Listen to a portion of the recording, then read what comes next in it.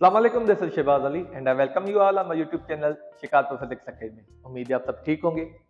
आज के लेक्चर के अंदर हम जो है क्लास मैट्रिक के चैप्टर नंबर 3 इलेक्ट्रोमैग्नेटिक स्पेक्ट्रम का आगाज करने वाले हैं। तो आज का जो लेक्चर है वो क्लास मैट्रिक से है, चैप्टर नंबर 3 से लेक्चर नंबर 1 है इलेक्ट्रोमैग्नेटिक स्पेक्ट्रम। इलेक्ट्रोमैग्नेटिक स्पेक्ट्रम इस चैप्टर का नाम है और आज का जो टॉपिक है वो है डिस्पर्जन ऑफ लाइट। दोनों हम जो है डिटेल में स्टडी कर देंगे। तो सबसे पहले टॉपिक पढ़ने से पहले हमें जो है कुछ बेसिक जो है सवालों के जवाब आने चाहिए। वो क्या है? सबसे पहला सवाल है why we see different colours. हमें कलर्स जो है वो अलग अलग नजर क्यों आते हैं? मिसाल के तौर पे आपको ये बोर्ड जो है वो व्हाइट कलर का नजर आ रहा है, जो मैंने कपड़े पहने हुए हैं वो ब्लैक कलर के नजर आ रहे हैं, ये जो मैंने मार्कर इस्तेमाल किया या ये जो आपको लिखाई नजर आ रही है ये ग्रीन कलर की आ रही है, ये जो लिखाई नजर आ रही है वो रेड कलर की आ रही है। ऐसे क्यों? This is because of the reflection of light. आपको पता है ये जो है ये लिखाई आपको रेड कलर की क्यों नजर आ रही है?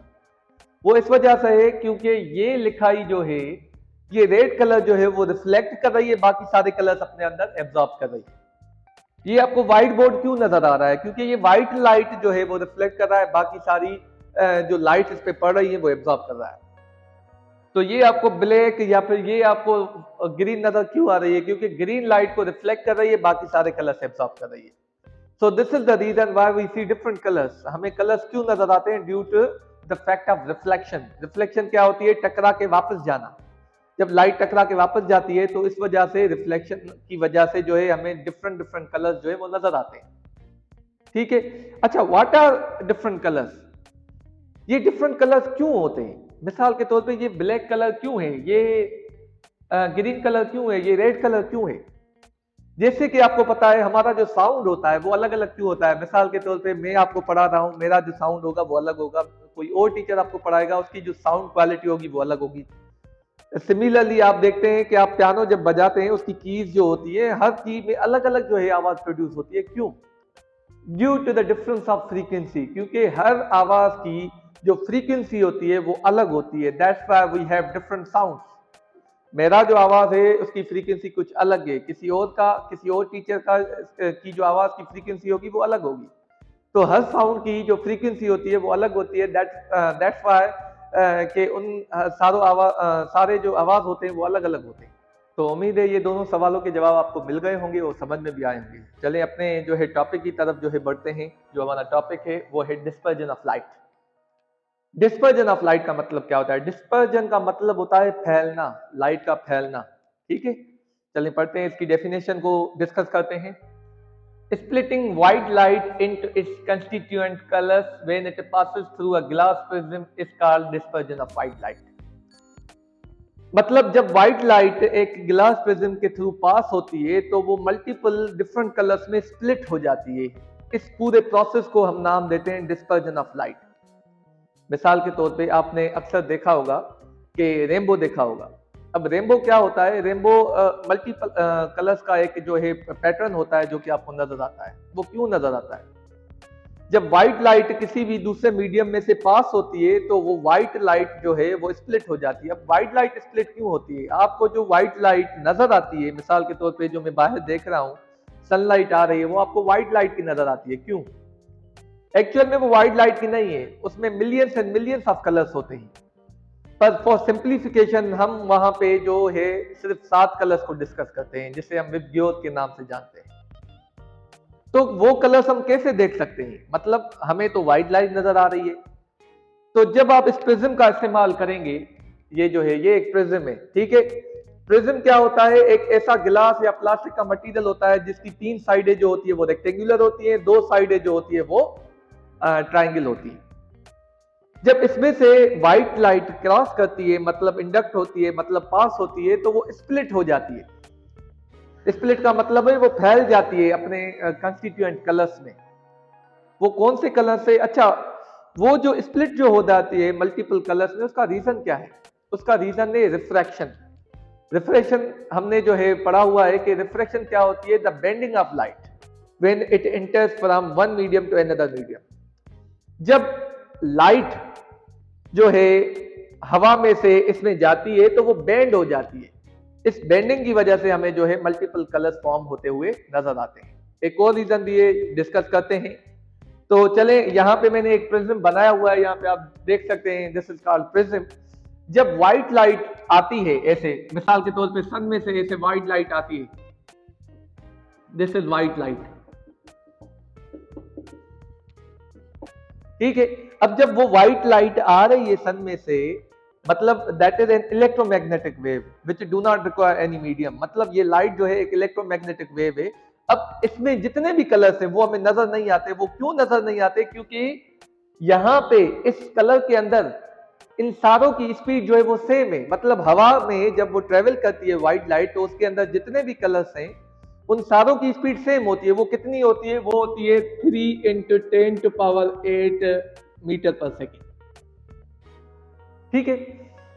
यही वजह है कि हमें हवा में जो व्हाइट लाइट है वो एक ही कलर की नजर आती है, उसमें जो कलर्स हैं, अलग अलग कलर्स है, वो नजर नहीं आते, ठीक है। अब जब जैसे ये लाइट इसमें से एंटर करेगी तो ये स्प्लिट हो जाएगी 7 कलर्स में।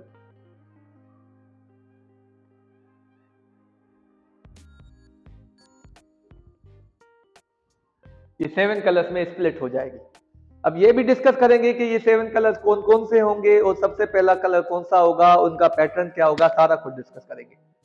जैसे ही ये जो 7 कलर्स हैं इसमें से पास हो जाएंगे, ये फर्दर जो है बेंड हो जाएंगे, हमें बेंडिंग ज्यादा नजर आएगी, कुछ ऐसे नजर आएंगे हमें,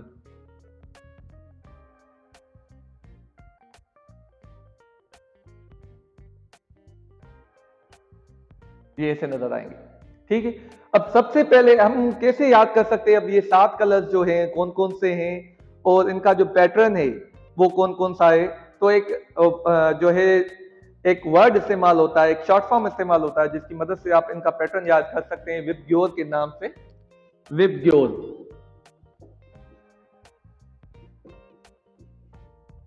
विबग्योर के नाम से आप याद कर सकते हैं। विबग्योर का मतलब है violet, indigo, blue, green, yellow, orange and red.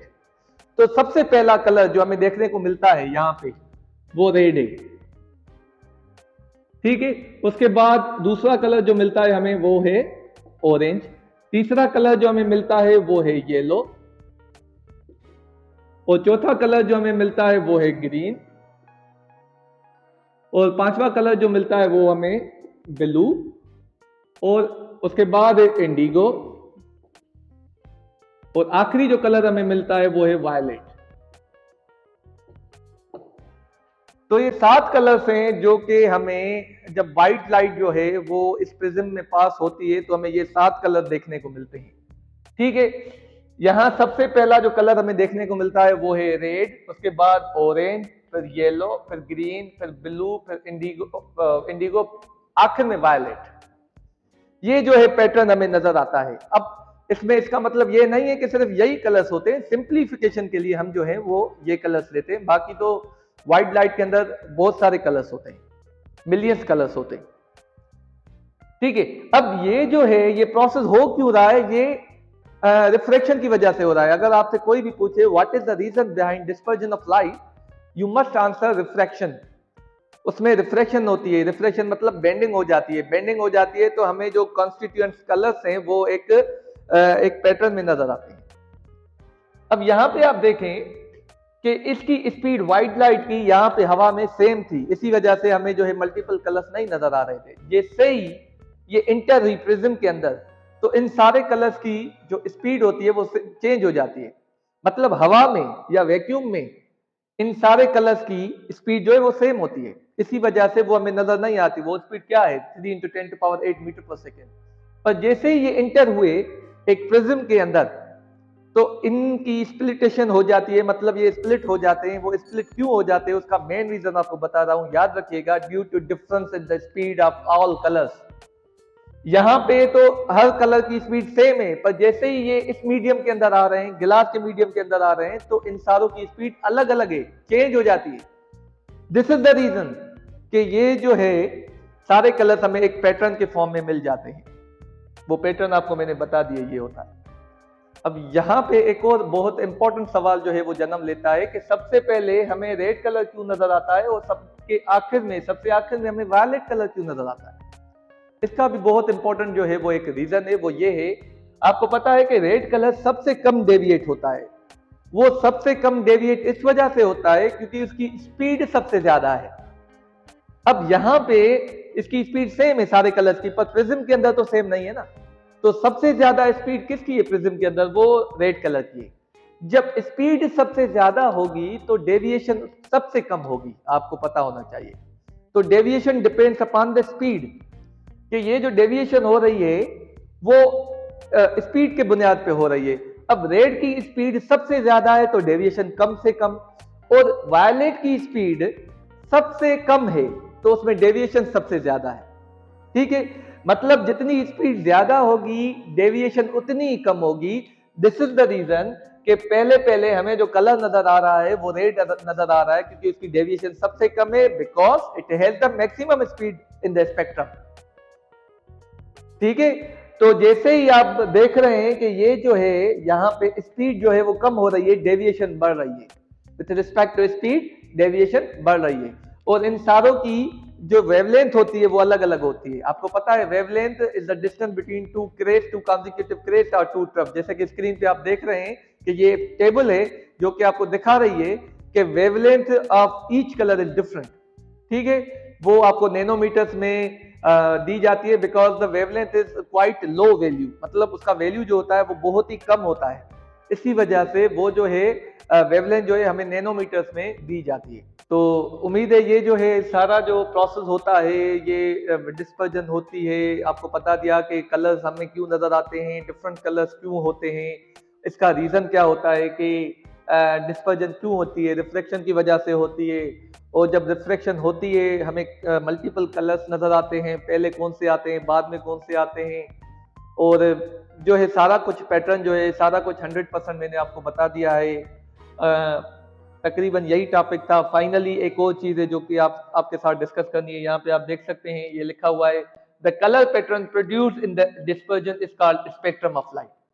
अब ये जो कलर पैटर्न हमें यहाँ पे मिल रहा है, ठीक है, ये आपके सामने एक कलर पैटर्न मिल रहा है, मतलब जो है कलर्स की एक फॉर्मेशन मिल रही है कि पहले ये दूसरे ये, इनका जो पैटर्न होता है इसको हम बोलते हैं जो है स्पेक्ट्रम ऑफ लाइट। ठीक है, स्पेक्ट्रम ऑफ लाइट क्या होती है, मतलब जो कलर्स फॉर्म होते हैं जब एक व्हाइट लाइट प्रिज्म से पास होती है और हमें 7 कलर मिलते हैं जिसे हम रेनबो कलर्स भी बोलते हैं, उस पैटर्न को हम नाम देते हैं स्पेक्ट्रम ऑफ लाइट। ठीक है, एक पट्टी होती है जहां पे मतलब सारे जो कलर्स होते हैं वो हमें नजर आते हैं। कैसे, मिसाल के तौर पे ये मैं बना देता हूं यहाँ पे आपके सामने, ये 1 2 3 4 5 6 7। अब सबसे पहले हमें कलर जो नजर आता है वो रेड आता है, जैसे कि मैंने आपको बताया। उसके बाद ऑरेंज नजर आता है, उसके बाद येलो नजर आता है, फिर ग्रीन नजर आता है, फिर जो है ब्लू नजर आता है, फिर इंडिगो नजर आता है, और आखिर में जो है वो वायलेट। अब इस पट्टी को, इस पैटर्न को हम नाम क्या देते हैं, स्पेक्ट्रम ऑफ लाइट। ठीक है, तो ये उम्मीद है पूरा जो टॉपिक है वो आपको जो है समझ में आया होगा। लास्ट क्वेश्चन मैं आपसे आपको ये डिस्कस करूंगा यहाँ पे कि रेनबो जो है वो कहाँ कहाँ पे आप देख सकते हैं। अक्सर आप बारिश में देखते हैं, बारिश के बाद एक रेनबो फॉर्म हो जाता है, मतलब जो है एक पैटर्न फॉर्म हो जाता है मल्टीपल कलर्स का। वो आप कैसे देखते हैं, वो ऐसे देखते हैं कि जो है वाटर ड्रॉपलेट्स होते हैं हवा में, वो एक एज अ प्रिज्म एक्ट करते हैं। मतलब जब व्हाइट लाइट जो है वाटर ड्रॉपलेट्स में से क्रॉस करती है तो उनकी स्पीड चेंज हो जाती है, मतलब अंदर जो कलर है व्हाइट लाइट में वो स्प्लिट हो जाते हैं ड्यू टू क्योंकि वाटर में भी उनकी स्पीड जो है वो चेंज हो जाती है। इसी वजह से इन द एंड हमें एक रेनबो नजर आ जाता है। ठीक है, वाटरफॉल्स जहां पे होते हैं वहां पे तो हमेशा आपको रेनबो नजर आते हैं, क्योंकि वाटर में से व्हाइट लाइट क्रॉस करती रहती है और वहां पे रेनबो बनते रहते हैं। हमेशा वाटरफॉल्स के करीब आपको रेनबो नजर आ जाते हैं। बिफोर एंडिंग दिस वीडियो हम आपको कुछ सवाल देंगे, in the end of the video आपको वो पढ़ने हैं और आपको उनके जवाब जो है वो कमेंट सेक्शन में देने हैं। ये इतना जो शुरुआती जो टॉपिक हमने आज पढ़ा उसमें कोई कमी पेशी या कोई क्वेश्चन क्वेरी रह गई तो आप कमेंट सेक्शन में पूछ सकते हैं। I promise to reply you as soon as possible. Inshallah, we'll meet you in the next lecture. Thank you very much.